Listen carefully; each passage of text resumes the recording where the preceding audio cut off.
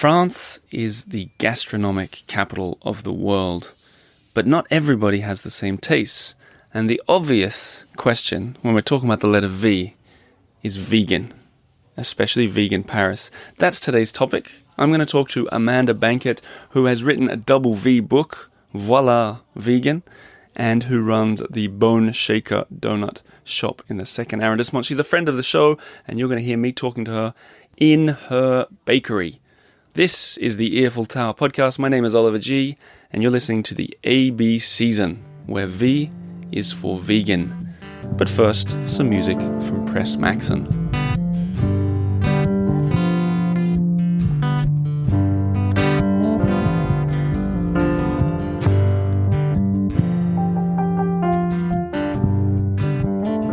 So before we get into anything here, that music from Press Maxon, let's read a little bit about it. To celebrate veganism, we turn to an artist who I'm a little surprised we haven't covered before, simply because they're versatile, a musical prodigy, and widely regarded as a legend, is my cover of Prince's song Animal Kingdom.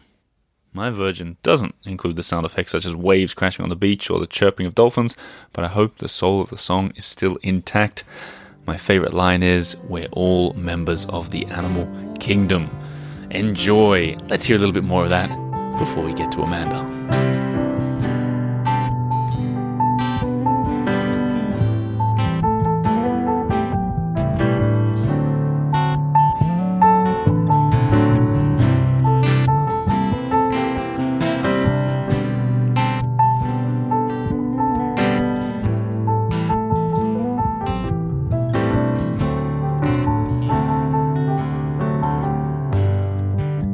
Amanda, how you doing? I'm good. How are you doing? Really good. And before anything, let's go for a flashback. I remember interviewing you in your old, smaller bakery. Yep. And that was ages ago.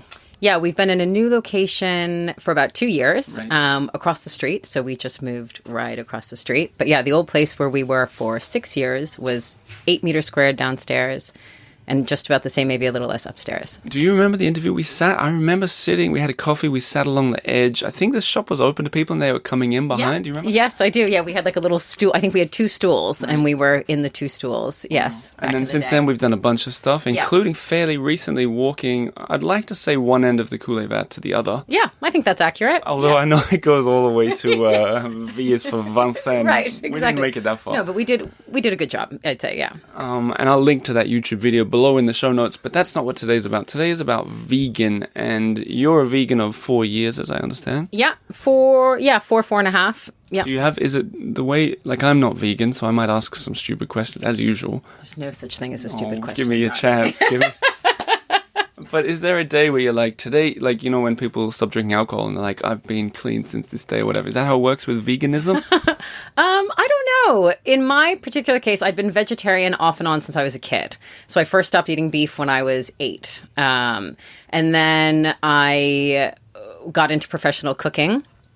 And vegetarianism is really not cool in like hardcore professional kitchens. So I really went back and forth between doing like kind of nose to tail eating. So I really was always trying to find like a way to ethically eat animals. Hang on, what is nose to tail? What does that mean? So it means you're literally eating every part of the animal. So it's kind of a movement that took place. I mean, well, people have obviously been doing it since the dawn of time, but in recent times and in probably about 10, 15 years ago, there were chefs who started really kind of pushing offal as like main courses and really trying to use all elements of every animal. So it's not wasteful. And so I kind of was latched onto that for a little bit. But ultimately, it just never really sat right with me to eat animals. So I was very happily vegetarian. Veganism seemed impossible because of the use of eggs and dairy. And so as a pastry chef, I was elbow deep in eggs, dairy, and flour literally every day, you know. But it was something that I just kept kind of coming back and being like, maybe. So I did one of those things where I was like, I'll give myself 30 days. I'll see how I feel. This was actually in 2019. And I loved it. And I felt better. And, you know, for me personally as well, I had that element where like the way I was eating was aligning with like my ethics and, you know, because I'm really concerned about like environmentalism. So, it kind of encapsulates everything. It's like, it's healthy, you help the environment, and you're not killing animals. So, you know, for me, I tried it, and it was kind of like one of those sort of, I don't know, revolutionary moments where I was like, okay, this is definitely, this works for me. This feels really good for me. No, I already have lots of questions. Yes. I want to tell everyone at home, we're going to be specifically talking about Paris and the scene and stuff, but just out of curiosity, because I can't really relate to it, I'm trying to think, like, I don't like smoking. Right. And if I had to work on making cigarettes or, like, using my fingers to take them apart or pick up, cigarettes from ashtrays, if that was my job, yeah, I think I'd be a little bit disgusted. Right. So when you're working with making, like when you're a vegetarian and you're cutting up animals, was it like a revolting thing for you to do? You mean I was always pastry. So myself, I wasn't actually cutting up so many animals because I was working with, eggs, I guess. But at that time as a vegetarian, I didn't really see any correlation between eating an egg and like harming an animal, right. And same with like milk or anything like that. So I was fine. I did have coworkers who thought it was like hilarious to, bring me over when they were like butchering a rabbit or something like that. But Jesus, what? Oh, yeah. I mean, yeah. That's really weird. Oh, yeah. Like killing live log. I mean, of course, because they'd be like, call the vegetarian over. But I mean, I've never been squeamish about seeing animals being prepared to be eaten. Again, that was kind of part of the job. I wasn't doing it myself, but I don't know. Now I think the longer I go without eating any meat, it's not my favorite thing, but I think I'm also, aware that it's commonplace and I don't know. Fair enough. I think, and we can talk about, we've got a lot to talk about. I want to talk about how you've been secretly veganing a whole bakery in Paris. Yes. But we'll get to that in a sec. I think an overview is necessary. As I said in the intro, France, gastronomic capital. So we got, a lot of meat-based dishes for a start. Yeah. A lot of pastry dishes that they're famous for. Like when people say French food, I mean, what comes to your mind? What is it? Buttercream, all of the meat, you know what I mean? I think that traditionally, that is definitely what's associated with French food. Although Boeuf bourguignon. Boeuf bourguignon, but then, and again, this is just being cheeky, but there are lots of naturally vegan French foods, like the baguette. So like the emblem of France, baguette's vegan. Sorbet is vegan. Yeah. So if you're going to like Bertillon on the like Ile de Saint-Louis in the summer and getting your like scoops of sorbet, they're vegan naturally.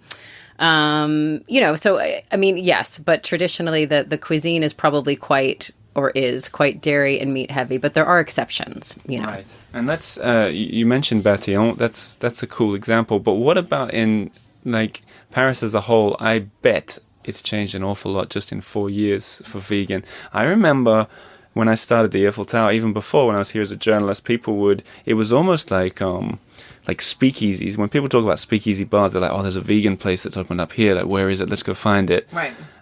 Is it the same vibe today, or has it taken over an awful lot? Or no, I think it's rapidly changing. So in the 4 or 5 years since I've been eating fully plant-based, I've seen the number of options increase, exponentially. Like every year, there's more places that are opening up and of higher quality as well. So it just keeps getting better and better and better. And what I think is really interesting is that you have a lot of really high-end chefs. We have a mix of like really established high-end chefs who are leaning more plant-based. And then you have new, younger chefs who are coming up and who are kind of embracing that movement. I'm thinking about like Alice at like Faubourg Diamant, the restaurant that's just opened up here. That's like quite high level cooking, and it's all plant-based. And I think it's kind of the same idea, kind of one of those the same but different to what we do here. It's not hidden that it's plant-based at all, but it's not like shoved down your face as like the vegan, you know what I mean? Like you're eating, because I think a lot of people when they think of vegan food, and this is something that if I can kind of say anything, no matter what country you're in, is we are no longer in the days of like, lentil mush. Do you know what I mean? Like, and you really can get like delicious, really elevated cuisine that just happens to be all made from plants. And it's quite cool. Is there a newsletter or something that goes out? Is there someone that everyone follows? Because how do you know that one opened, for example? Like, where's where's the lighthouse of information? Yeah, so I think like with anything, it's hard to pinpoint. You know what I mean? Like, I think it's a mix of you find stuff on social media, and there is certainly like a vegan network here. in Paris. But I think what's kind of more interesting is finding stuff that is just good, and then you find out that it's plant-based or heavily plant-based or has a lot of plant-based options. So I think it's the same as the way you find out about anything, whether it's like a new cool bar that's opened or a coffee shop. We're all kind of, you're kind of just, you hear about things, it gets posted in media and on social media and stuff. Cool coffee shops get posted on the Eiffel Tower usually. There you go. There you go. Plugging myself. What I'm thinking is that perhaps you'll share a list or something afterwards, or we can build a list of places for people who are coming here that want to go seek out vegan stuff. Yeah, definitely. I'd be very, very happy to do that, because you have great options in Paris nowadays, which is quite extraordinary, really. Like, I first moved here 20 years ago. And it was literally unthinkable. Like, you would be served a plate of probably undressed iceberg lettuce at a restaurant if you were looking for vegan food in the early 2000s. I think it would have been real tricky. Maybe a plate of fries, I bet there's some people, let's just have a guess. Sometimes I get this exactly right. Someone called Denise in Minnesota, right, who's vegan. What's up, Denise? Yeah. Sending a message. Who's coming to Paris thinking, I want to eat something vegan, is thinking to go to a typical bistro. What does she get now? Or what should she get? What could she order if she doesn't seek out the right place, So it varies wildly. And that's interesting. I think we are at this kind of crux at the moment in Paris culture, where depending on the brasserie that you go to or the traditional restaurant you go to, you will go to some places. It really runs the whole spectrum. So you have places still nowadays where you're going to get a green salad and a bowl of French fries. But also you have places like, I've gone to places where I didn't expect to have anything at all, when my parents are in town, who are decidedly not vegan. So we're kind of trying to find a place where everybody can go, and I'm preparing myself to have fries and, happily. But, you always kind of mention on the off chance, like, I'm vegan, is there anything I can eat? And they'll be like, oh yeah, the chef, can make X, Y, and Z for you. So and I'll be really surprised, because we'll be at like a corner brasserie where, it turns out that they might have, I don't know. I mean, like, usually at a place like that, it is going to be a mix of some kind of like roasted vegetable bowl or something, but it's delicious. Do you know what I mean? Like, you're getting kind of like a mashup of the sides that they would serve at the restaurant. But even just the fact that they're aware of it, and you're not being served a bowl of lettuce. And then what I'm finding more and more is, if you go to kind of like the neo brasseries and stuff like that, so kind of like the cool new places to eat, by and large, they're extraordinarily open to creating vegan stuff if it's not already on the menu. Wow, that's cool. When you mention, I mean, it doesn't surprise me that Paris, as the gastronomic capital of the world, is going to have its, even if a bit late maybe, but it's going to have its finger on the pulse of this stuff, and things are going to work. Like, it makes sense to me. But I'm just thinking, you said roasted cauliflower. You said that, right? Roasted veg, but sure. Okay, I was thinking about... under that umbrella, yeah. Is Miznon a vegan place? Have you been there? It's not vegan, but they have a lot of vegan stuff. Yeah. So their roasted cauliflower is vegan. All the falafel places are vegan. Yeah. So I eat loads of falafel. Like, there's lots of really easy, natural vegan food where you're not going in and asking for something special, like, so I said, if you eat any of those kind of, like, a lot of the Middle Eastern restaurants are going to have hummus and roasted veg and falafel and stuff like that. So that's, that you can eat that wild abandon. A lot of the Asian restaurants are the same, so it's easy to find stuff where you don't have to go in and you're looking specifically for, like, I want a vegan steak. There's lots of, like, cuisines that are sort of naturally vegan, and that it's, I want to switch to baked stuff. Yeah. But in a second. Because I also want to talk about, you mentioned some of the established chefs have been leaning into vegetables. Perhaps most famously, Alain Passard at Arpège, which I think was on all those like Netflix cooking shows and everything. Yes, he was on A Chef's Table. That's right. Yes. Great intro music. Intro music, I think it's V for Vivaldi. There you so go. It's all coming together. It all comes together, You know what? Based on that music must be so old, we could probably get away with using it in the background. So it's all just clicking. But he does vegetables in Arpège. Yeah. So you've had quite a few high, extraordinarily talented, like culinary geniuses who have recently, I mean, in his case, though, it's been quite a while, have been moving their menus towards more plant-based. So when I say plant-based in this case, I don't mean necessarily vegan, but where the focus is the vegetables, and meat and animal products are kind of used as a garnish or sometimes not at all. So he was one of the forerunners of that kind of movement at Arpège. And then you have like one of the big guys. You have like Alain Ducasse, who has, a whole empire of restaurants.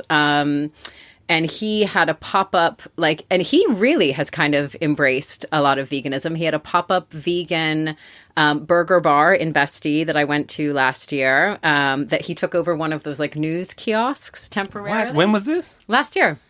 Oh, I missed it. Yeah, but it was really cool. So it was right on the Place Bastille, and he took over one of the, kind of iconic sort of green Parisian kiosks, and he made that a fully vegan burger bar. And then he has a new restaurant that is, again, not fully vegan, but a lot of the stuff is already vegan. And if not, it's vegetable based again. He has at his chocolate ateliers, he makes a whole range of vegan chocolates that are fantastic. Talk about finger on the pulse. This guy knows what he's doing. Have you met him? I've never met him. He's elusive as well. Yeah, exactly. Do you want to meet him? Let me know if you meet him. I'll come. He might be listening to this show. You never know. Exactly. Okay, so that dude knows what he's doing in the vegan scheme of things as well, by the sounds of it. Just in the food scheme of things. I mean, he's yes. kind of recognized as one of the best ever. Yeah. So, and I kind of feel like when you see people leaning that way, and then you've also had some vegan restaurants that have actually been awarded Michelin stars, and these are fully vegan restaurants. So you had Claire Verlet, who was at ONA, which stands for non-animal origin, basically. And unfortunately, that closed. Her restaurant closed during COVID. But it was a fully vegan restaurant in the south of France, and she received a Michelin star, which was, extraordinary. You have Alexis Gauthier in London, who's obviously a French chef, but he has a Michelin starred restaurant in Soho, fully vegan. He's fully vegan as well. So it's, it's not kind of like a fringe movement full of wackos. You actually have... But which I think sometimes is how it's perceived. Well, maybe it's a carry-on from 10, 20 years ago or something, when maybe that's what everybody thought, and some people just haven't updated their thinking pattern. Right. Yeah. No, but the food is delicious. And I think so you have, Michelin-starred chefs, people as well who are passionate about food and flavor, so it's, you're not sacrificing any of the savoir-faire, any of the luxury, any of the decadence. You're just not using any animals, Let's change tack a little bit and talk about what you're doing. Yes. And it's hard for me because I know I've interviewed you a bunch of times, and fairly recently on YouTube, where we dug into the book. Yeah. But, the people who are listening now who have never heard your voice before, you're a classically trained baker? Is that what's... Yeah, I'm a classically trained pastry chef. I trained in Paris. So you kind of don't get more sort of old school than that. I trained at Le Cordon Bleu 20 years ago, and then spent most of my career, I graduated from here, and then I graduated here in Paris, and then I moved to Dublin in Ireland for almost 10 years and worked as a pastry chef in fine dining and Michelin-starred restaurants. So that's why when I was saying at the beginning, when my career literally was, eggs and butter, that was... Were you inspired by Julia Child? To go to the Cordon Bleu, especially? Or just... not particularly. I love Julia Child, but no, I think I think it was different. I really wanted to be doing high-end restaurant work. So I had worked in restaurants since I was really young. I started working in restaurants when I was 15. So my goal was to be a pastry chef in high-end kitchen. Right. Whereas I think she revolutionized kind of home cooking in America. Right. And now you've got Boneshaker. Yes. And I love it. You did a rug pull. Yep. Where very sneaky. It matched with the book coming out. Yeah. But I say the rug pull is that you revealed that the donut, what you serve here, everything is vegan. Yep.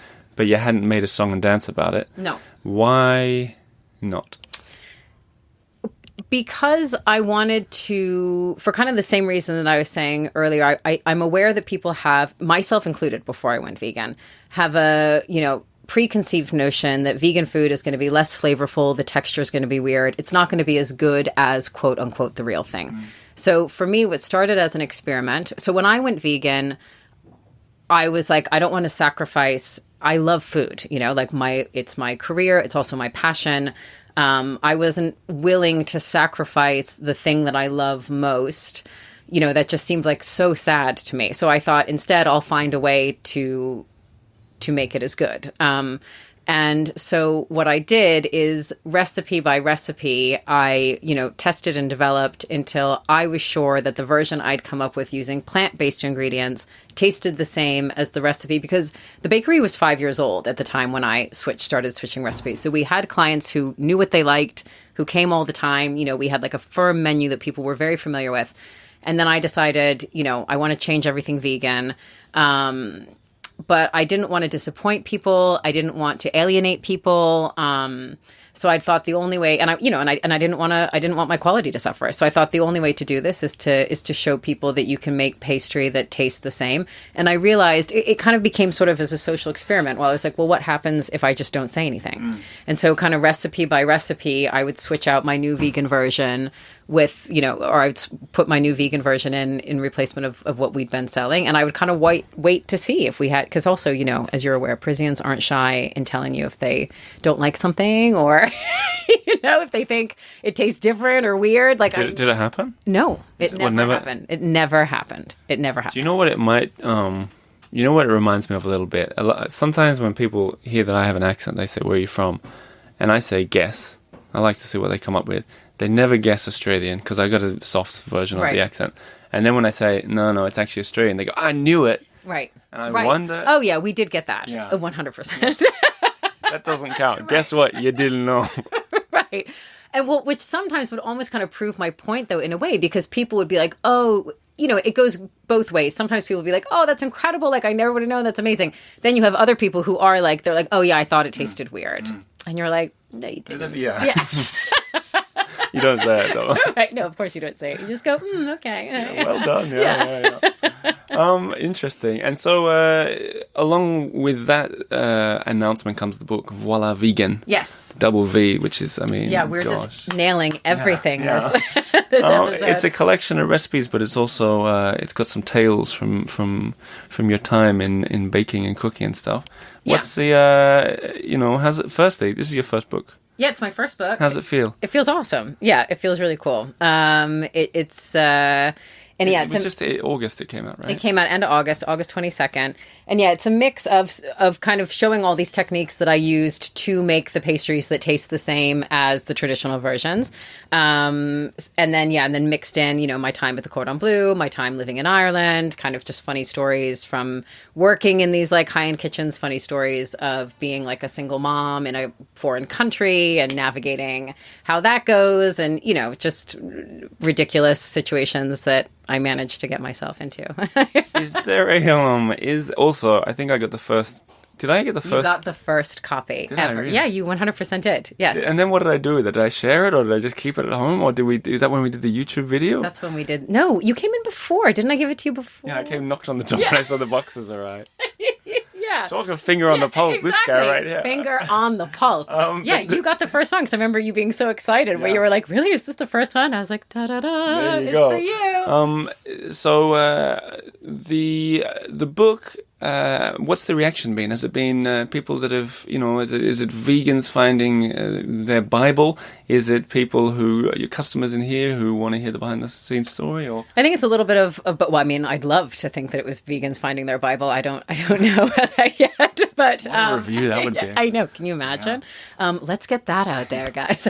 But no, I think it's a lot of it is people who are fans of the bakery, and so they want to get the book that kind of a lot of the recipes are featured from the bakery, and for me I think it's aimed at both audiences. So it's aimed at vegans who want to, learn how to maybe elevate the cakes that they're making. But it's also really aimed at people who maybe wouldn't necessarily cook vegan or bake vegan, as the case may be, just to show them that it really isn't complicated and you're not sacrificing anything. Because also, although it's not the reason that I eat vegan, we get a lot of customers in here as well if you have like dietary allergies. So people have like kids who can't have like eggs or dairy. So, it's not just for like, ethical plant-based eating. It's also for like a whole variety of like dietary requirements that it can really come in handy too. So we've had people who, coming into the shop have said, my kids like never had a donut before, because they've never been able to eat one because they're allergic to milk or eggs or something, so there's that two, which is quite cool about that. So you have something equally delicious, but for somebody who maybe has some like dietary restrictions. That's super cool. That's nice. And what about, is there a recipe in there? How many recipes have you got in there? 80. Okay. 85. Is there one that you can, like a nice, easy one that you can recommend people to get them salivating at home? So my favorite, and I think it is pretty easy. Well, it's hard to pick a favorite, obviously, but one of the ones that I was first extraordinarily proud of is the creme brulee. And that for me is because creme brulee was always my favorite French dessert. So super classic, but I just think so delicious when it's done well. So, and it's custard based, obviously. So the entire thing traditionally is usually made with eggs and cream. And so I think I've recreated a version that is spot on, and it's very simple, but incredibly satisfying. And so I think for me to be able to nail this very simple, very French dessert based on eggs and dairy, and have it be, it was lovely to be able to enjoy that again. And I'd say that'd be like a really good intro. Can I take a picture of that page and share it to Patreon supporters, or do I go to jail for doing something like that? I won't send you to jail. Just make sure they leave me nice reviews. Good. There's as I understand, since we did that video, some Earful Tower listeners have been coming in and saying hello. Is that right? They have, yeah, which is awesome. Yeah. And I always say, come in and see me. Come and say hello to Amanda. On that note, I'm sure that there are lots of people, not just Denise in, where did we say she was, Minnesota or something? Yeah, Denise in, where was Denise? Michigan? Was she in Michigan? She's somewhere One there. of the M states, yeah. It should have been a V state. Virginia. Virginia, like me. I'm from Virginia. What? Oh, good. Now we've made it the full circle. So yeah, there's a lot of people all over the world that could do with Voilà Vegan in their kitchen. So talking to all of you guys now, that will be linked below. Get yourself a copy, and if you find yourself in Paris, come into Boneshaker and say hello to Amanda in person, and she might even sign the book. I'd love to sign the book. Yeah. Thank you for being our goddess of vegan of vegan Paris. I love that title. I'm gonna put that in my Instagram bio. Good. Yeah. And thanks for being on the show again, and thanks for being a friend of the show. It's a pleasure as always.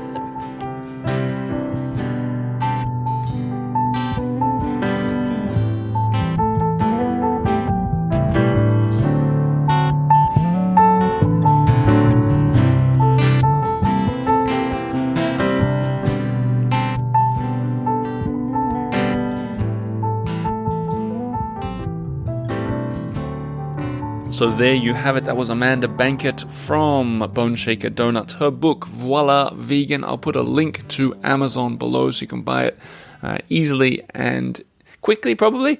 And just a shout out from one fellow author to help another fellow author. If you have read the book, take 1 minute to leave a review, especially on Amazon, so people know to buy it. It's a dog-eat-dog world out there when it comes to reviews and authors trying to get their books out there. And Amanda is a great friend of the show. And I urge you to leave a review, even if it's just saying this book was great, 5 stars. It makes a big difference. In fact, for everybody, whenever you like something out there, consider leaving a review, because the people who are making this stuff appreciate it more than you'll ever know. That'll do for this episode. V is for vegan. Fun to chat about a topic I admittedly don't know much about. Find all the links below for the books, the restaurant, and more. This episode, and all the episodes brought to you by Patreon members. Patreon.com/The Earful Tower, where for $10 a month you can unlock a world of bonuses, including the new Guide to Paris, PDF guide, 2024 Guide to Paris. It's ready, it's up, it's free for members. Otherwise, I'll share a link where you can buy it. Another shout out, as I haven't done it much, for Substack. The Earful Tower on Substack, a growing community. It's been really fun sharing my words with almost 10,000 people every Friday. So check it out. That's where the newsletter is from now on. And it'd be awesome if you joined us over there. So Substack, search for the Earful Tower and you'll find me. That'll do for this week. Next week is W. I've got a really fun episode planned. I'm not going to reveal anything, but it's something I especially love about Paris. I'll see you next week to tell you about it. Merci beaucoup, and au revoir.